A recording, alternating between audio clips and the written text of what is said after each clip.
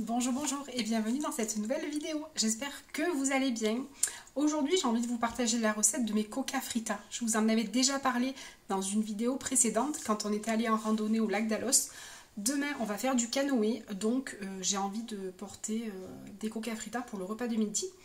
Et c'est parti. Pour cette recette, il vous faudra donc 225 g de farine, 50 g de beurre à température ambiante, pas du beurre fondu parce que sinon ça va se faire trop ressortir le gras dans votre pâte. Il vous faudra 200 g de fromage blanc, alors en général c'est des petits de 100 g, hein.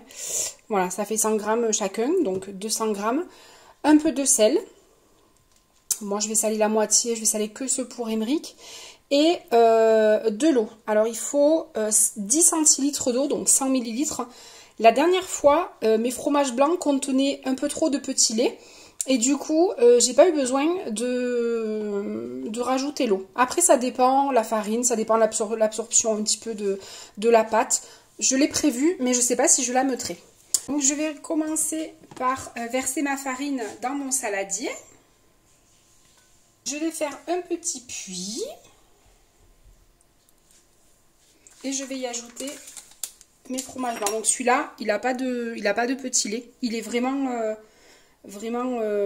pas ferme, mais plus sec. Donc je pense qu'il faudra que je rajoute de l'eau.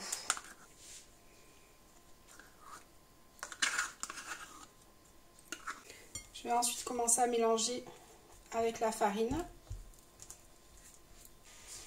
Si vous entendez là, c'est le sèche-cheveux, c'est Émeric qui sort de la douche. Il ne se sèche pas les cheveux parce qu'il n'en a pas. Il se sèche la barbe. C'est tout un art, sa barbe. Allez, donc là, j'ai bien mélangé. Ça fait une espèce de sable, un petit peu grossier. Donc c'est parfait. Là, maintenant, je vais pouvoir y aller avec les mains. J'aime pas trop, au début, ça colle beaucoup. Je vais enlever mes bagues. Je vais y ajouter le beurre et je vais voir ce que ça donne. Allez, c'est parti.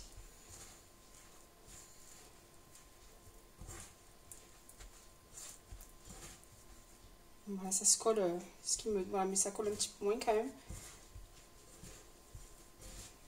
Alors c'est rigolo parce que quand on l'a fait, ça sent énormément le fromage blanc quand on fait cette pâte.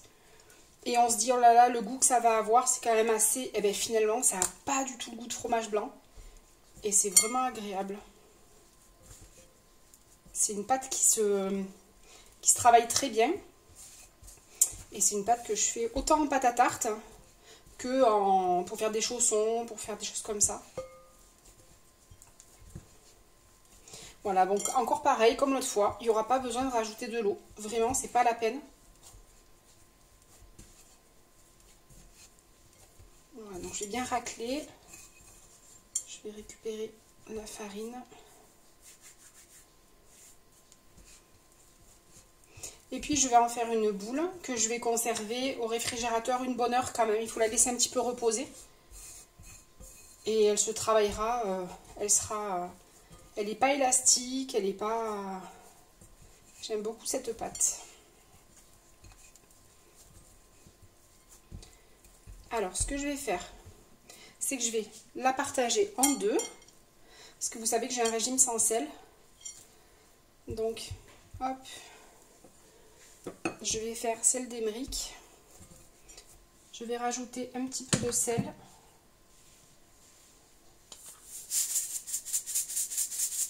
Hop. Et je vais la travailler.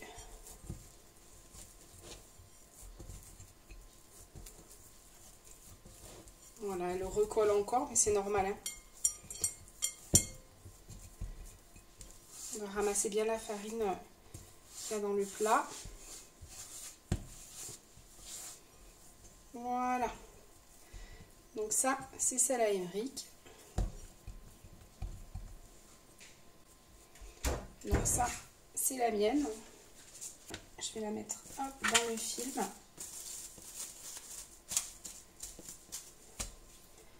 Et l'autre, c'est celle d'Émeric.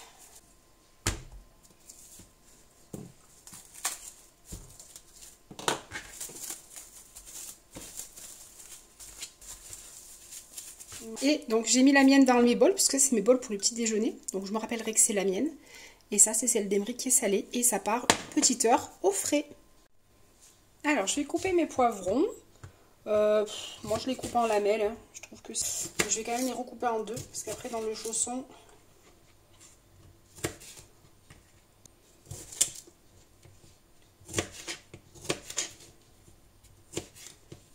Voilà. Il me restait aussi un petit morceau de poivron jaune que je vais rajouter.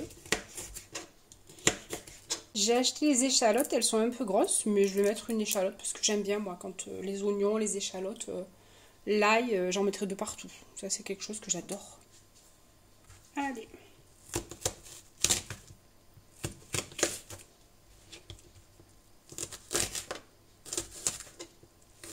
Dans ma poêle, je vais mettre un petit peu d'huile d'olive. Je vais y faire revenir mes échalotes.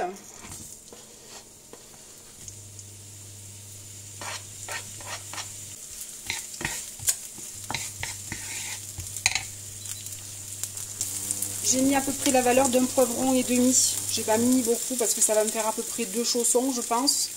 Et je pense qu'il va m'en rester. Voilà, 2-3 chaussons, donc c'est suffisant. Après, même si vous en restez, c'est jamais perdu. Même cuit, si vous avez si vous avez les poivrons cuits, le lendemain, vous pouvez les mettre dans une salade froide ou enfin vraiment froid sur une salade. Là, c'est super bon avec un petit peu avec du poulet ou avec voilà, des tomates. Ça fait un peu du cru, du cuit. Et moi, j'aime beaucoup. Voilà, quand les échalotes commencent à être un petit peu roussilles ou rabinées comme on dit chez nous, je vais y ajouter les poivrons.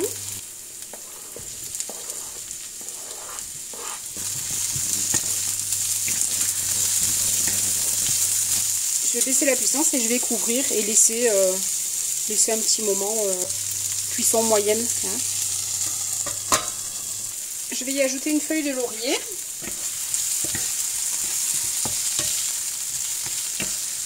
Alors si vous les faites que vous n'avez pas de régime particulier, moi ce que je fais quand je les fais pour Émeric ou pour les garçons, quand il n'y a pas besoin de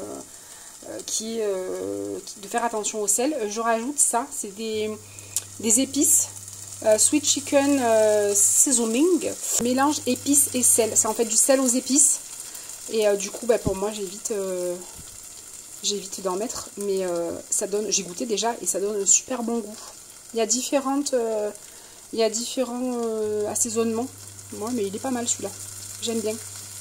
Vu que je n'ai pas de jambon cru et de fromage comme Émeric voulait, c'est pas grave. Moi, j'ai acheté hier ou avant-hier, je sais plus, de la poitrine. Alors ça, je m'en sers quand je cuisine pour moi. Donc c'est de la poitrine de porc tranchée. Je m'en sers pour... ça fait office de lardon. Malgré mon régime, je peux manger des pâtes à la carbo, je peux manger... voilà, et ça va pas saler. En fait, c'est nature, parce que sinon, celle que vous trouvez souvent, c'est mariné. Et ben, c'est salé. Donc là, vraiment, c'est nature. Vous n'avez pas un grain de sel. Donc je les mets à mariner dans du paprika, huile d'olive, herbes de Provence. Et puis, on les fait au barbecue. Donc c'est super bon. Donc là, vu que j'ai pas, ben, je vais me servir de ça pour faire les... Ça fera office de jambon cru. Et ça y fera un petit peu du camembert avec de lardon. Bah, il aime bien ça. Donc voilà. Pendant que mes poivrons sont en train de cuire. Donc je vais enlever le morceau ici parce que c'est un morceau de lard. Vous voyez. Et du coup c'est pas très agréable. Voilà. Donc j'enlève ça. Et je vais découper en petits. Comme des petits lardons en fait.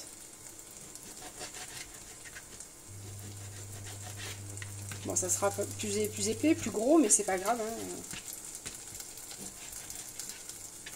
Quand on a un régime sans sel, sans sucre, quand on a un régime comme ça un petit peu particulier, sans gluten, quand on aime cuisiner, on arrive toujours à trouver des alternatives.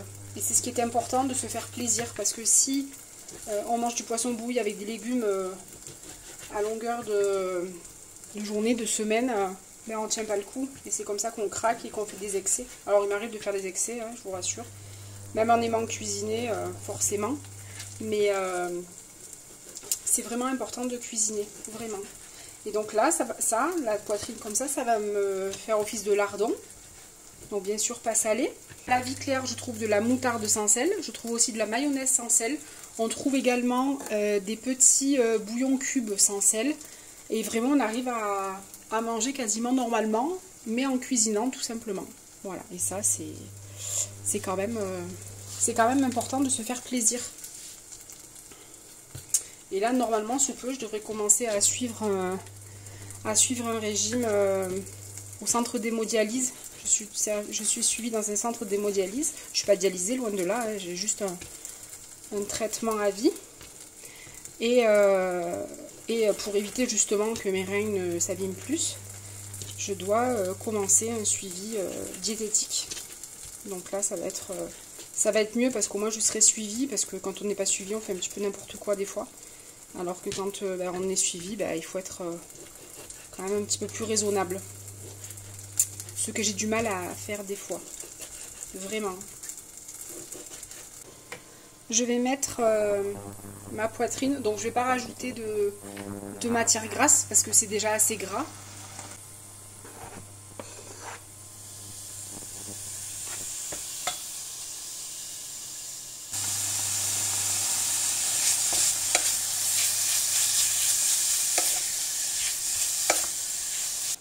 Voilà, et là, le reste de poitrine, je vais tout simplement le congeler. Je le congèle à plat. J'ai mis un papier film entre là, comme ça au moins je pourrais le décoller.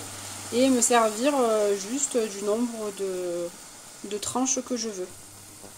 Voilà, donc les lardons, la poitrine est prête. Elle a un petit peu accroché, elle a un petit peu rabiné, comme on dit chez nous. Mais c'est pas grave, ça aura encore un meilleur goût. Je vais la réserver.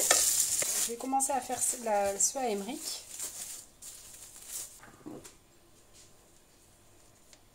Pour pas que ça colle. Et je vais tout simplement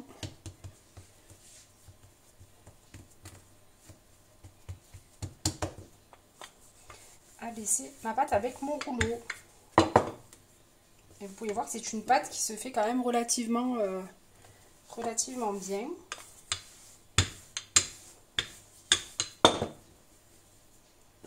On va essayer de la faire bien fine.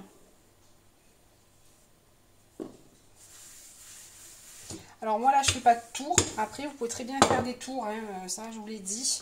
Et du coup le feuilletage sera un petit peu plus... alors, ça fera pas une vraie pâte feuilletée, mais ça sera quand même pas mal.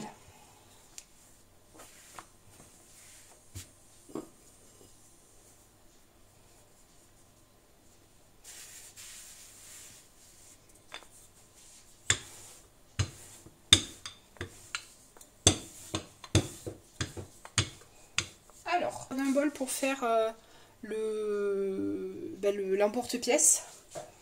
Donc je vais mettre bien au bord. Je vais prendre un couteau. Et je vais faire le tour. Bon là, à la limite, je vais peut-être un petit peu laisser. Je fais le tour. Donc 1.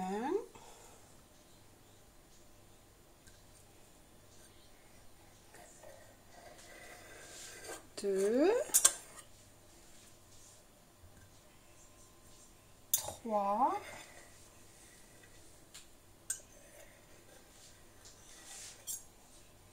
et 4. Oh oui, mais c'est magique, on y arrive pile poil. Après, de toute façon, je vais récupérer les petites chutes. Et on va en faire encore, ça c'est pas perdu. Hop, voilà.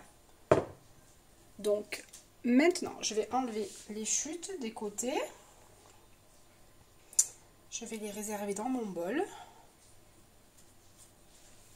Hop. Voilà. Normalement, elle devrait bien se décoller. Voilà, super. Mais c'est parfait tout ça.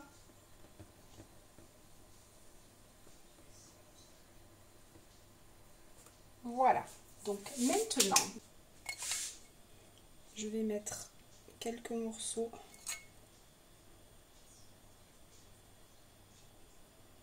Il faut penser qu'il faut laisser libre parce qu'après il faut arriver à coller le reste en fait. Hein. Donc voilà. Ben, je crois que j'en aurais pile poil assez pour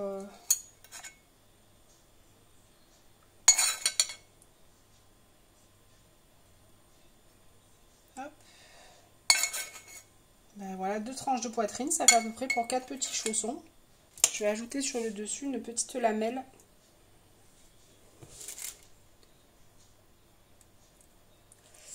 Voilà, je vais mettre une petite lamelle comme ça.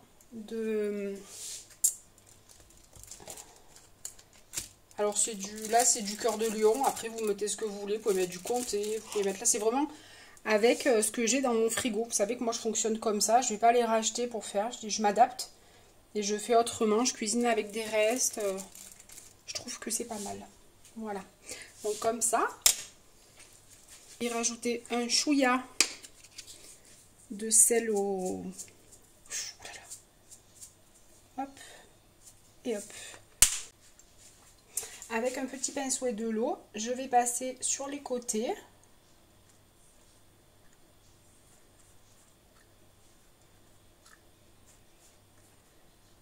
Pour que la pâte accroche bien, adhère et puis qu'on puisse la fermer.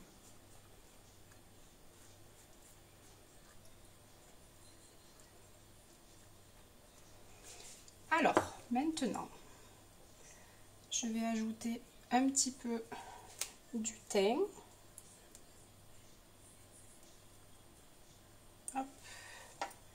C'est du thym du jardin, il commence à un petit peu à se faner. Hein. Enfin, il est sec, il commence à sécher. Donc je vais rabattre. Hop, je vais bien appuyer sur les côtés. Je n'hésite pas à appuyer un petit peu dessus aussi.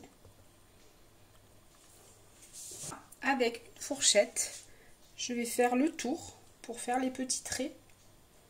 Pour strier, c'est plus joli. Hop. Voilà, donc je vais les récupérer. Ils sont bien fermés. Vous voyez. Hop, et je vais les mettre sur ma plaque de cuisson.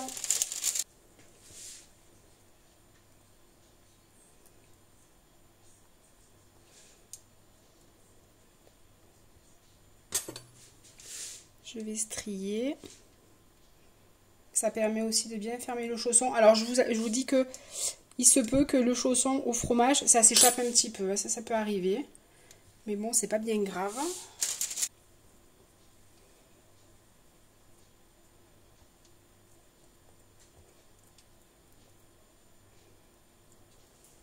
C'est un petit peu collé.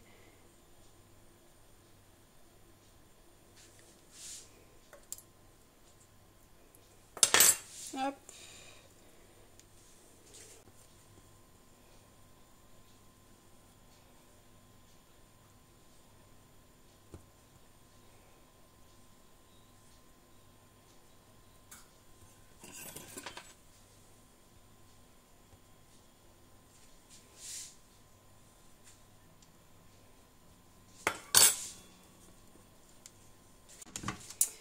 Alors c'est parti. Donc je vous ai pas refilmé le procédé pour les étaler, les couper. Vous avez vu, c'est exactement la même chose. Là, je vais mettre pareil, j'essaie d'épargner les bords.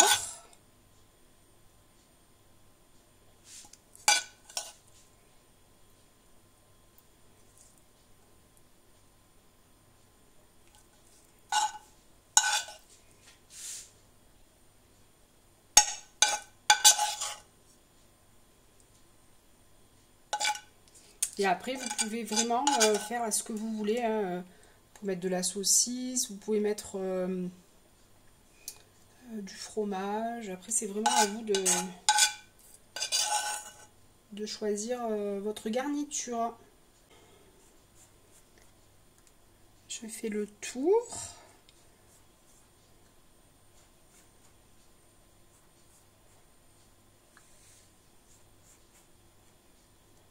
Hop.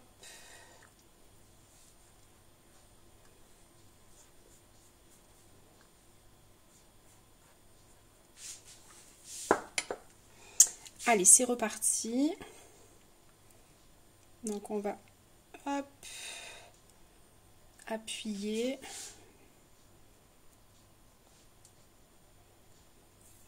Allez, où ma petite fourchette? Elle est là, ma petite fourchette.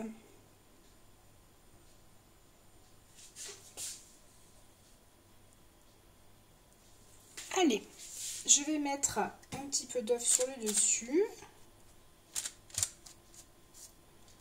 C'est du jaune, enfin c'est de l'œuf entier, je n'ai pas mis que le jaune, j'ai mis l'œuf entier, c'est pas grave.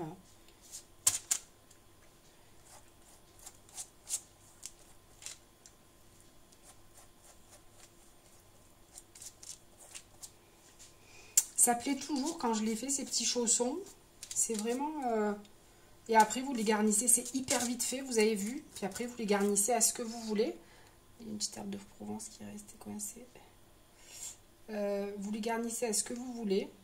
Et vous pouvez les faire plus gros, vous pouvez les faire plus petits. Après, c'est à vous de voir en fonction de ce que vous voulez. Hein.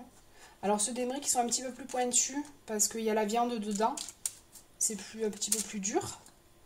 Mais voilà, vraiment...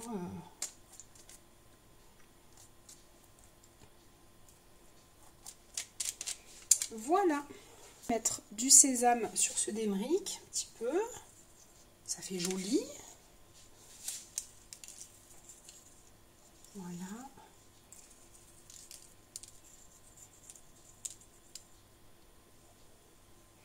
Moi, ça nous permettra de les reconnaître. Et moi, je vais mettre du pavot.